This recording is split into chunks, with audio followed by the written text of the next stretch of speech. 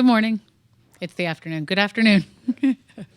Welcome to the National Press Club. I'm Allison Kojak. I am a correspondent at NPR News and the 112th president of the National Press Club. We're here today to talk about Austin TICE, an American journalist who has been held in Syria for the last 7 years, and about the efforts of the National Press Club and our coalition partners to help find him and bring him home. Our project is called Night Out for Austin TICE, and it's pretty simple. On Thursday, 2 days from now, you can go out to dinner at a participating restaurant, and some of what you spend will go to a fund for information leading to Austin's safe return. Where are those restaurants, you may be asking? Well, we have a special website called nightoutforaustin.com where you can find them all listed. You'll see that they're scattered across the country. You can search by zip code, you can click on a map, and when you find your place, you should call them right away and make a reservation. You can do it right now. Also on our website, you can learn a little bit about Austin and why we are doing this. His background is very compelling. Here are a few minor points. Austin TICE grew up in Texas. He's an Eagle Scout. He's a U.S. Marine who served 2 tours overseas in Iraq and Afghanistan. He's a Hoya. He graduated from Georgetown University, and he's a journalist, and a good one, with some really nice awards to his name. So today we're going to give a general update about where we are with our campaign, and we'll hear from some guests. As of midday today, 73 restaurants have signed up to help find Austin. And if you've been tracking us, that means we've added 20 since our last update earlier this month. And there are a few more that we believe are coming in. We think that these restaurants and our other efforts will generate about $1 million in economic activity on May 2nd, this Thursday. And that should yield about $100,000 for our fund, which will complement a $1 million fund put up by the FBI last year. And that gets us to our other goal, to raise awareness about Austin and his case. So on May 2nd, this Thursday, at dozens of restaurants across 14 states, hundreds of employees will be cooking and serving meals to thousands of customers. From Seattle to Atlanta, from Portland, Maine to Houston, people will be working for and talking about Austin TICE. I'm so proud of all the restaurants that have stepped up. I think we have some of their logos back here. Oh, whoa, there they are. You can see we have Luby, 1789, The Fourth Estate, Zytenia, Grub, Charlie Palmer Steakhouse. They go from cafeteria-style restaurants to burger joints to really, really nice white tablecloth establishments. So I'm going to call out a few. Up in Portland, Maine, there's a restaurant called Frontier. It's actually a pretty interesting establishment. It's a restaurant, yes. It's also a theater, an art exhibition space, and a place where people gather for food and art and civic engagement. Most of our restaurants have pledged 10% of their revenue for Thursday, but down in South Carolina, we have Goodland Barbecue. They've offered up 20%. So if you're in the area, stop by and eat there. And over in the other Portland in Oregon, we have 2 locations of the restaurant Pok Pok. The chef there, Andy Ricker, calls it the drinking food of Thailand. So go ahead to our website, check them out, and make a reservation, as I said. What else has been going on in this campaign? Well, as I mentioned, Austin is an Eagle Scout, and the Eagle Scouts and Boy Scouts of America have been working very hard with us to get word out about Night Out. Just this week, they reached out to 25,000 Eagle Scout alumni in this area, and they're planning to contact another 55,000 current scouting families in the D.C. area. And they've sent word to all their national Boy Scouts of America channels across the country. This is a huge effort and will have a big impact on people going to restaurants on Thursday. We're very grateful to the scouting community, and especially Aaron Chesed, Craig Poland, and Brett Coffey. Across town at Georgetown University, the students are organizing to dine out in their neighborhood, where we now have 3 restaurants, Pizzeria Paradiso, 1789, and Martin's Tavern, which is new since our last news conference. And as we say, Austin is a 7th-generation Texan, and his Texas roots are apparent these days. We have so many Houston restaurants coming aboard, and some less expected results.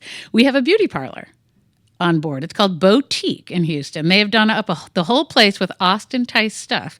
And even though they're not a restaurant, they want to contribute 10% of their revenue from the sales that day to help our project. So go to Boutique. Also, we have Bohem, which bills itself as Houston's most dog-friendly bar. It's a patio bar, so mostly outdoors, which works in Houston. And twice a month for entertainment, they have drag shows. It's supposed to be a tremendous location. And we have a brewery. Well, we have a brewery in Houston called the St. Arnold, which is highly regarded and where by far their biggest selling beer is called Lawnmower, which people drive miles to get, apparently. It must be quite good. They are giving us part of the revenue from every pint of Lawnmower they sell on May 2nd. But probably the biggest news since our last update is from last weekend at the White House Correspondents' Dinner, where the association's president, Olivier Knox of Sirius Radio, spoke about press freedom and read a letter from Mark and Deborah Tice, Austin's parents. The crowd got very quiet while Olivier was speaking. Our coalition partner, RSF, Reporters Without Borders, put pins like this one at every table. And if one of them could have dropped, you would have heard it. It was a beautiful moment. Later that night, here at the National Press Club, the Los Angeles Times threw an after party. And together, we made it a fundraiser for Night Out for Austin TICE. And just through contributions that evening, we raised about $2,500. But the biggest thing was having hundreds of journalists at the dinner and at the after party, all focused on Austin, one of our own, and what we could do to help. Now, we have a very special guest here. His name is John Bocco. He's the principal owner at the Lighthouse Tavern, which was a bar Bill McCarran, our executive director, recruited over in Old Town Alexandria. John's here because both his wonderful staff and much of his customer base are Marines and veterans, and that's something they share with Austin. John, if you want to come up and say a few words, I'd appreciate it. Thank you.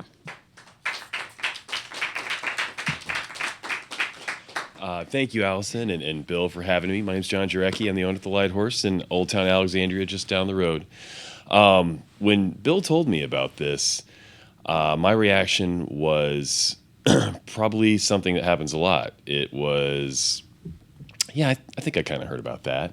I kind of remember that in the news. But it was so long ago and so many things have happened, and it wasn't at our forefront that we kind of forget.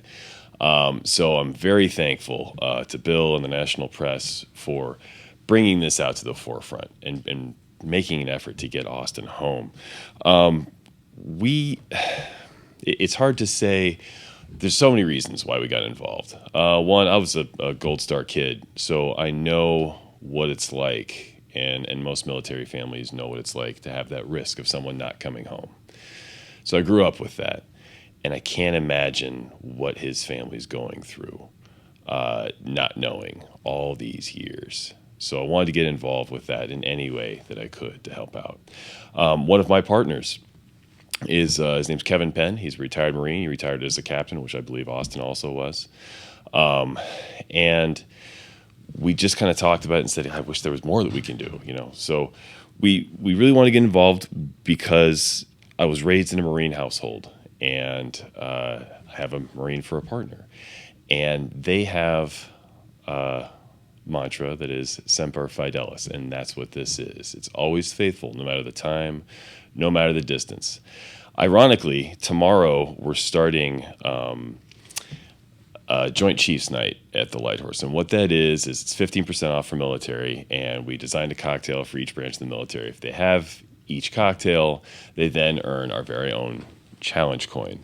So what we're going to do is we are going to etch one of these with the number 18. That's the date that he was taken. If you add up, it was 8/14/12, I believe. So number 18 is going to be at the Light Horse, waiting for Austin to come in and earn it. So we're thinking about him and anything that we can do. So I look forward to handing that over to Austin. Thank you, Allison.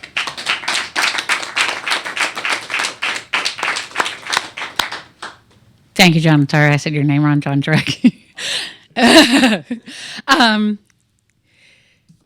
We have a bunch of other places over in that area, the Hank's Oyster Bar, the Union Street Public House, and maybe others. So if you can go bar hopping after you go to Lighthouse Tavern around the Alexandria area. I just want to briefly talk about what we have for the rest of this week. Thursday's our big day, May 2nd. We'll be here at the National Press Club. Focus will be on our Fourth Estate restaurant. Both of our restaurants are participating, however. At the Fourth Estate, we'll have a brief program beginning at 7 p.m. where I'll be thanking people, talking about what is happening across the country. We're going to be showing some pictures from the other locations that are coming in during the event, and we're going to be showing some video tributes, like this one from Patty Yinich we're about to see here. And we'll take questions about Austin. This will be webcast, and many restaurants around the country are going to show it either live or on tape to their guests. So let's take a look at our video from Patty. Yeah, I think we don't have that. We don't have? Oh. Okay. Well, I am about to wrap up in that case. If you don't know who Patty is, she's a fantastic chef with a TV show, Mexican Table. She's one of the James Beard Award winners supporting our project. Others are Andy Ricker from Portland, who I already mentioned, Chris Shepard from Houston. Does anybody have any questions about Night Out or Austin? Okay, then I think we'll wrap it up. Unless, Bill, do you have anything to add for today? No, just I know we have some coalition partners here today. I want to say thank you to all of them for what you do. Yeah, we have people here from Georgetown and from RSF. I want to give a shout out to our own Marine, Charis Washington, who does security for us.